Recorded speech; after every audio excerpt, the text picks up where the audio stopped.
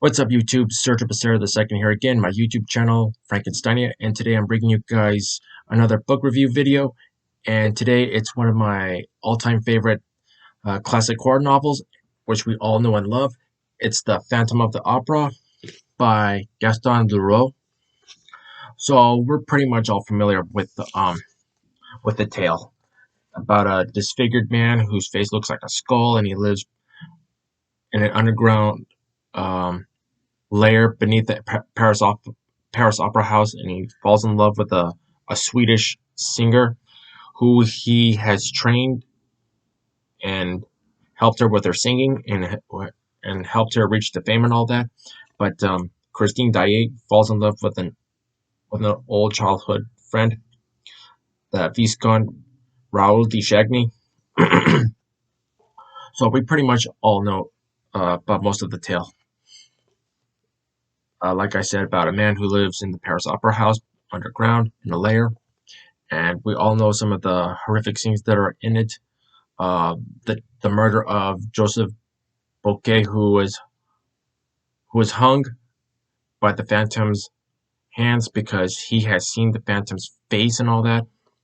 And then, of course, that one tragedy with the chandelier, and then, of course, the masquerade ball where he's dressed in full red and a skull-like mask because his face looks like a skull, in which he tries to pursue Christine Raoul because the Phantom had warned warned her if he saw them together again, and it was death to them both. And of course, as we all know, Christine finally goes down into the lair with him and ends up being trapped there for some time. And then finally, she has her moment in removing the mask to see his face. And of course, being pursued by someone known as the Persian. Then, and of course, towards the end, I know there's a lot to go through in the book, but just kind of trying to cut through. Towards the end, when trying when Raoul and the Persian are trying to help her, the Phantom gives Christine a choice. Either she pulls one of these two switches,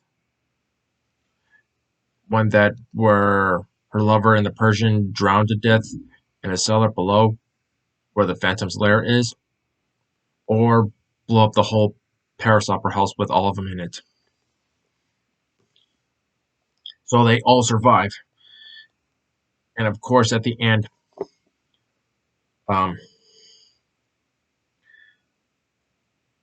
at the end, it is said that if I can remember correctly, the Phantom wants some belongings that belong to the Phantom returned back to him at the moment of his death, and then go to the local paper and tell him and say to the world, Eric is dead. So the thing about Gaston Leroux, if I remember correctly, when I did my research, that he wanted to become a lawyer, um, something like that. I can't remember, but he was working for the local paper, and then he started hearing all these phenomena and other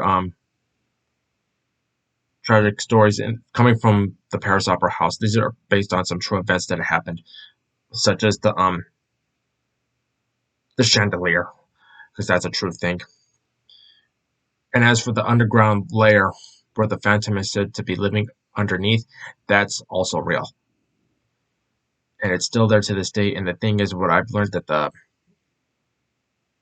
Paris Fire Department actually uses that layer for training and all that, because there's like a lake right beneath it. Is from what I've researched on. So this is a great all-time tale that I really enjoyed, and I really loved it. And I would read it again in the near future, if so. So tell me what you think. Oh, actually, you know what? It's not just the book. Actually, I forgot to mention. Also the movies. I mean, there have been many versions of the Phantom of the Opera. Um, well, the book was released in 1920, in 1911, but then a decade over a decade later in 1925 here in the United States.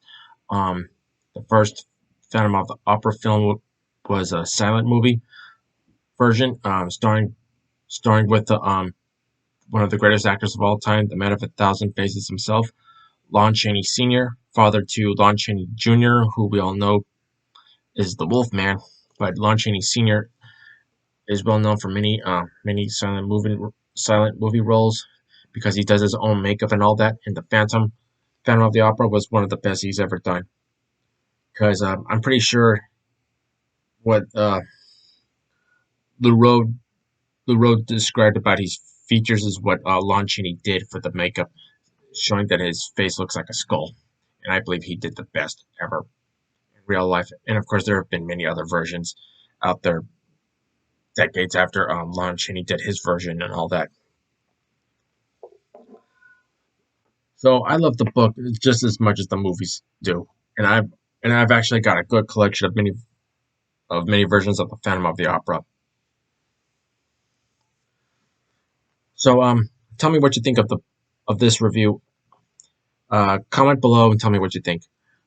Hit that like button, hit that subscribe button, hit that notification bell beside it. Um, Follow me on Instagram, Sergio Becerra the second, at Sergio Becerra 2, on TikTok, at Sergio Becerra the second, and email me, sergiobacera26 at yahoo.com. All right, that wraps it up. See you soon. Take care now. Bye.